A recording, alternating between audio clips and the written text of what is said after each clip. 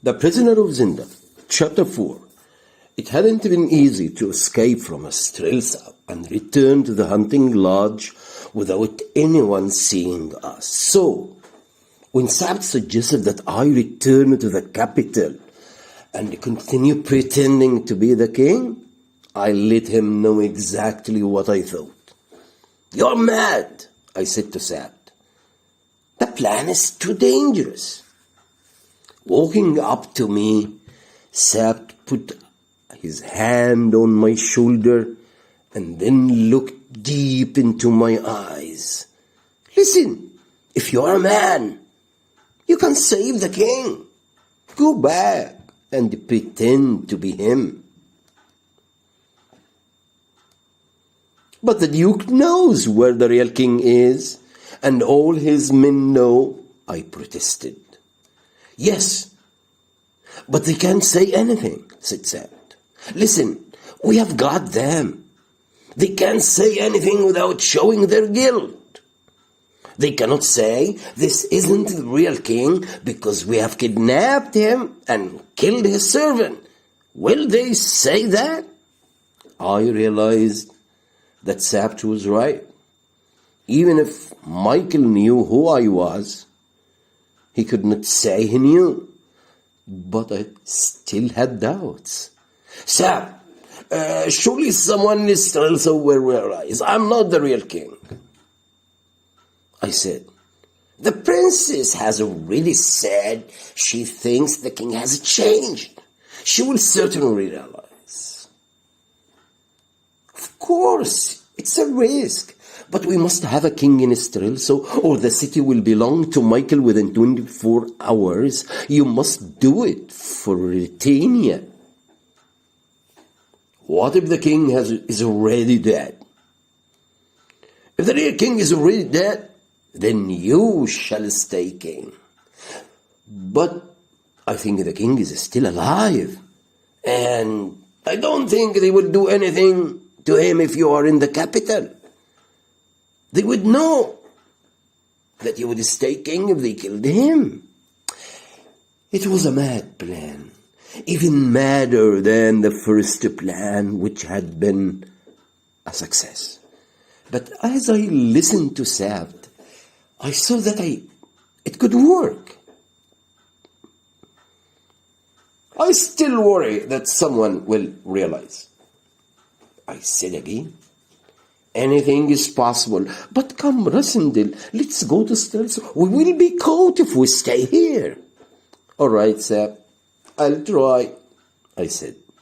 "Good man," said Sabt. "I'll go and get the horses." But seconds later, he came back. "Look out of the window." Through the window, I could see in the moonlight a big group of men coming down the road from Zinda. 4 were on horses. Another 4 or 5 were walking.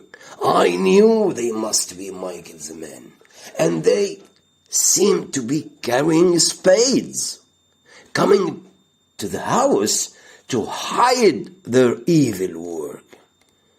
I remembered poor Yusuf's body and said, "Sabt, we should make sure that some of those evil men join Yusuf." "Very well," said Sabt. "As a soldier, I have had a lot of fights like this. I'll show you what to do." We went out of a back door and climbed onto our horses with our swords ready. We could hear the men arrive at the front of the hunting lodge, and one called out, "Go and get the body."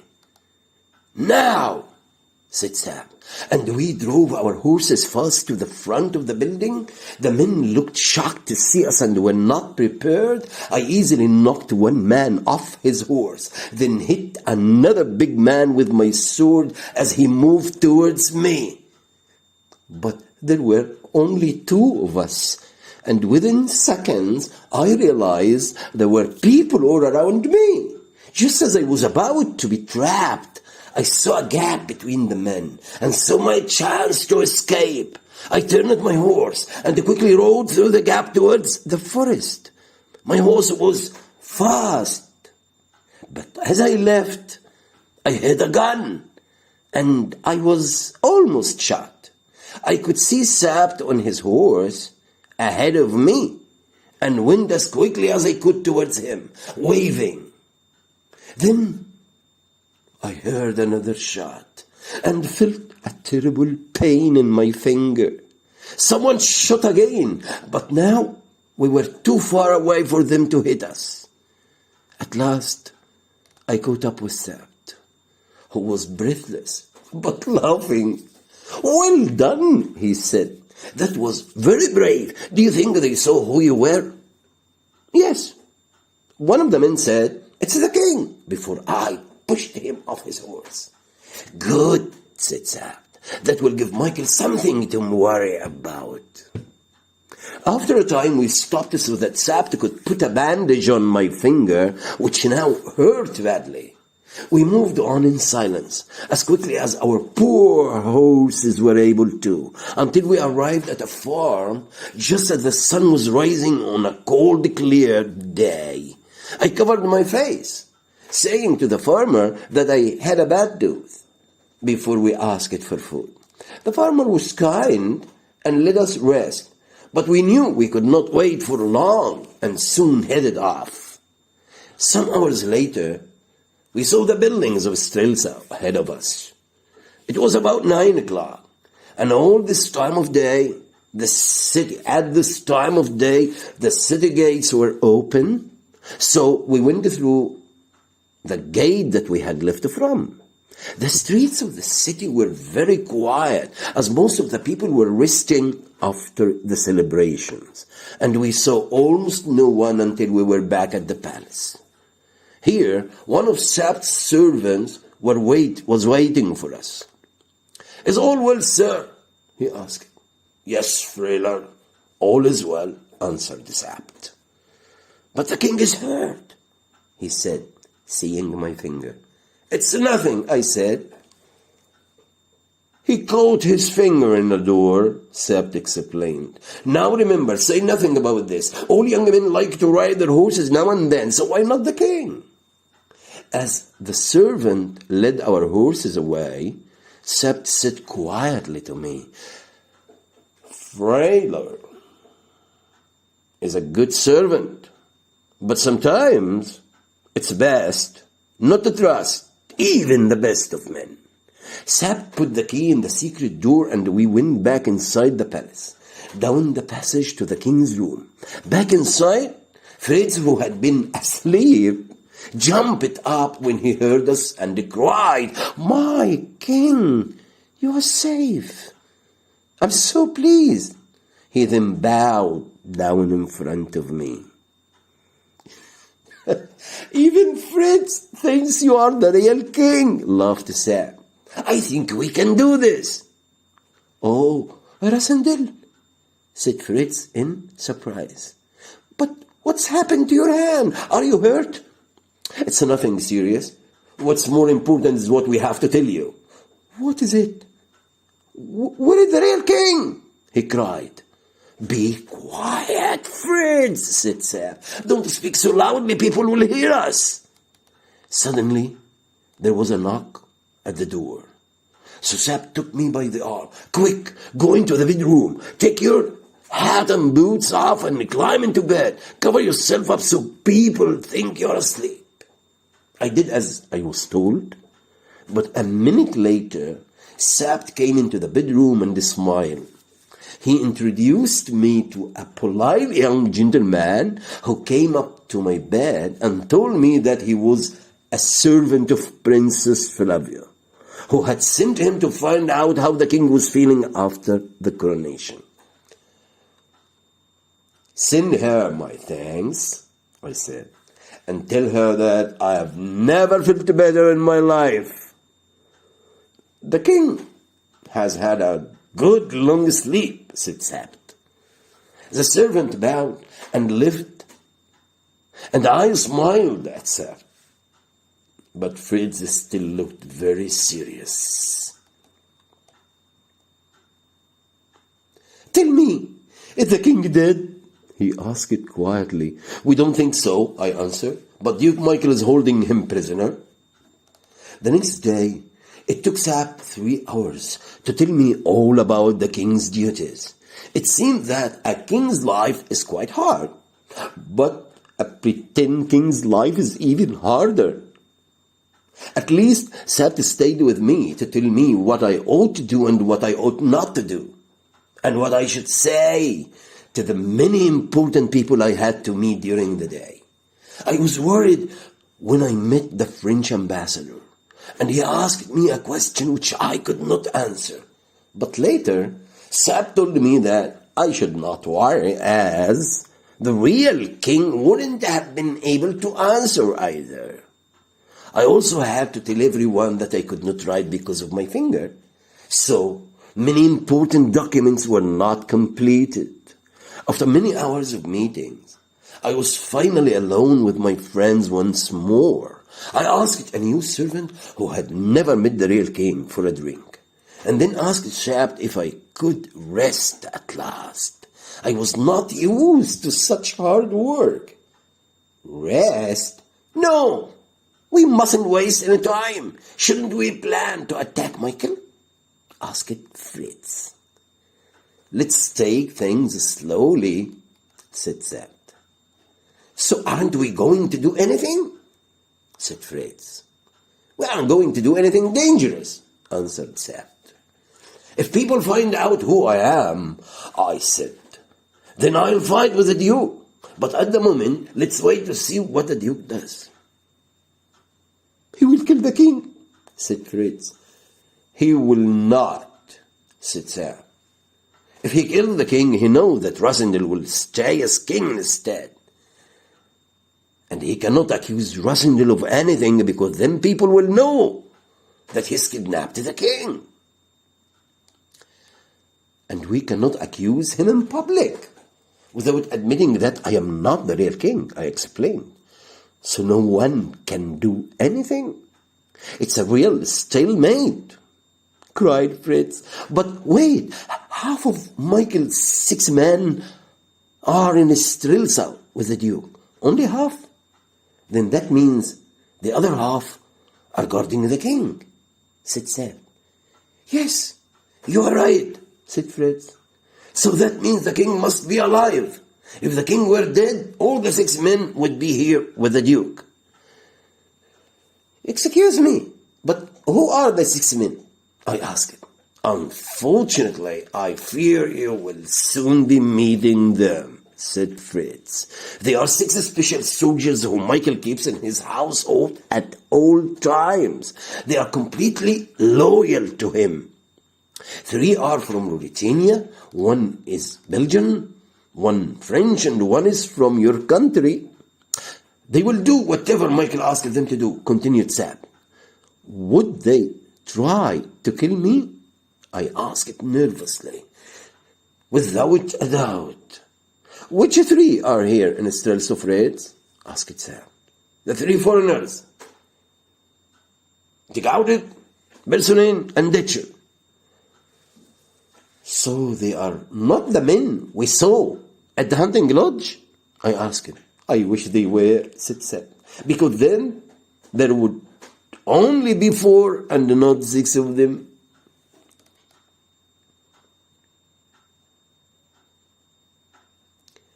I now decided that I should act, perhaps like all real kings do, by keeping some secrets even from the people I could trust the most. My plan was to make myself as popular as I could and say nothing bad about Michael. In this way, I could hope to stop the poorer people of Strelsa from thinking badly about me. Then, if there were a fight, perhaps people would not want to follow Michael. Although, of course, I hoped there would not be such a fight. Perhaps I could actually enjoy my game in Strelsa, and something good would come from it. Michael would not grow stronger while the game lasted.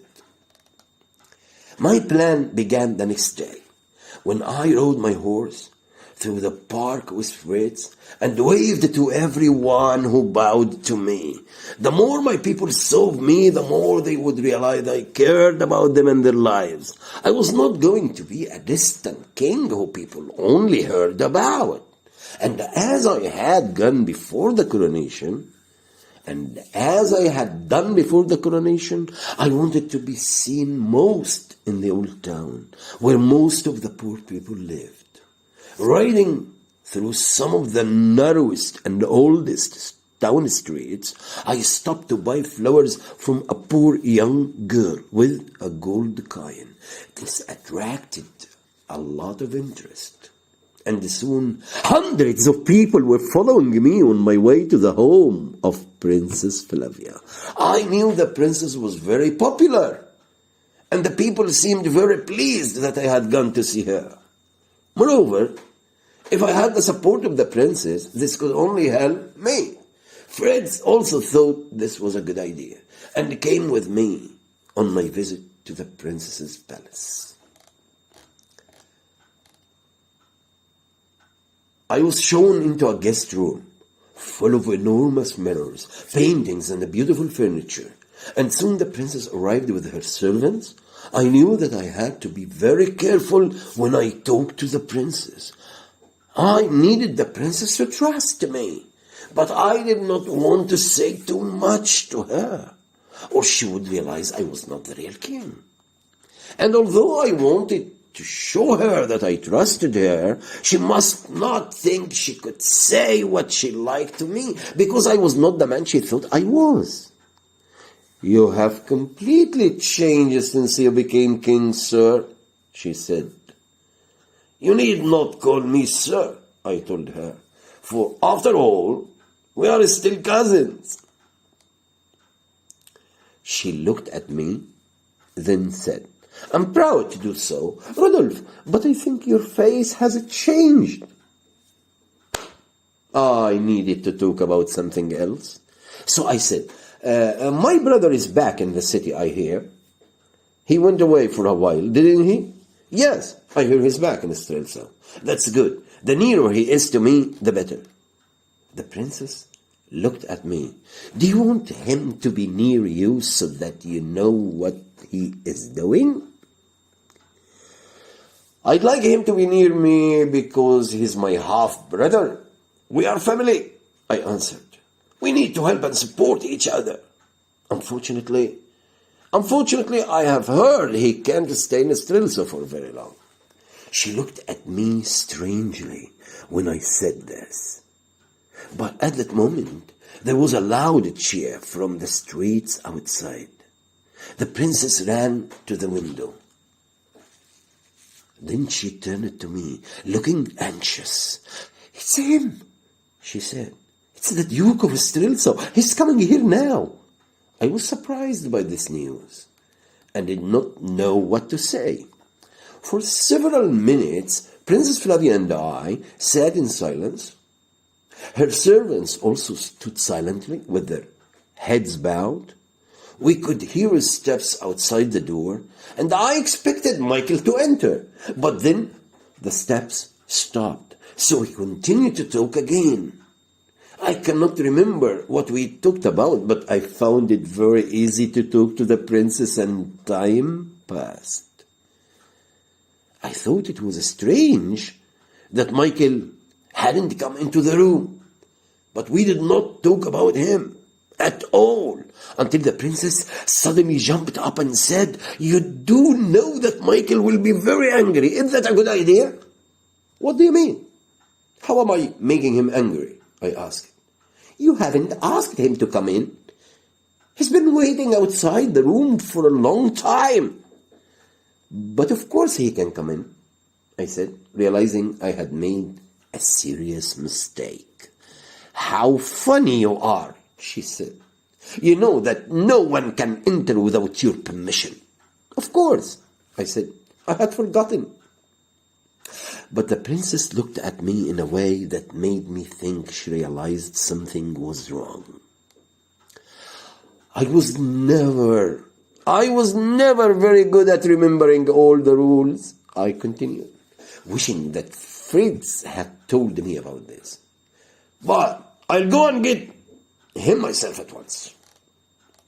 I opened the door and went out of the guest room to greet Michael. He was sitting at a table looking very angry. All his men were standing next to him. I held out my hand and Michael stood up slowly and took it. Then I showed him into the princess's guest room. "Brother," I said, "I'm so sorry. I didn't know you were waiting. Otherwise, I'd have asked you in sooner." He thanked me, but coldly. Michael did not seem to be good at hiding his feelings, and I could see that he was angry with me. I could also see he was trying to pretend that he thought I was the real king. We sat down with the princess. "You have hurt your hand," he said. "Yes, an animal bit me," I explained. "It will be fine." "Is there any danger from the bite?" Flavia asked. "Not from this," I said, looking at Michael. "But if I gave him the chance to bite again, it would be different." "Did you kill the animal?" Flavia asked. "No," I said. "We are waiting to see if his bite is poisonous." "And if it is," said Michael, smiling coldly, clearly understanding who I was really talking about.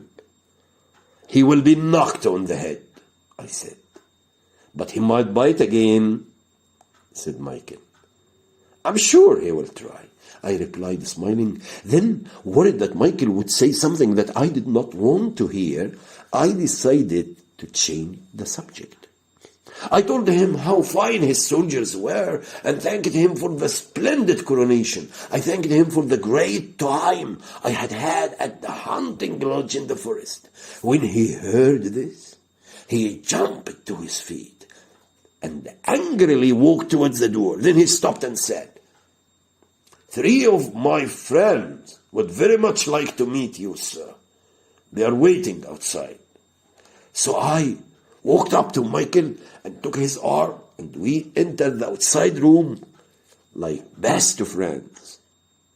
Michael asked the 3 men to come forward. 3 gentlemen.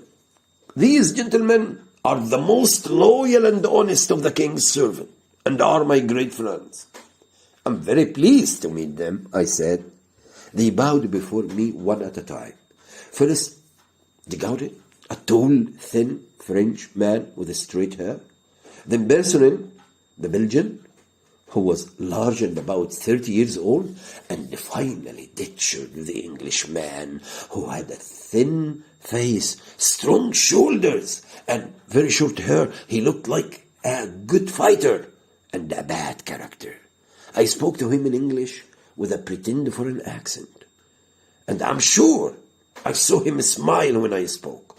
So, Ditcher knows my secret, I thought, and if he knew, surely all the 6 men knew as well.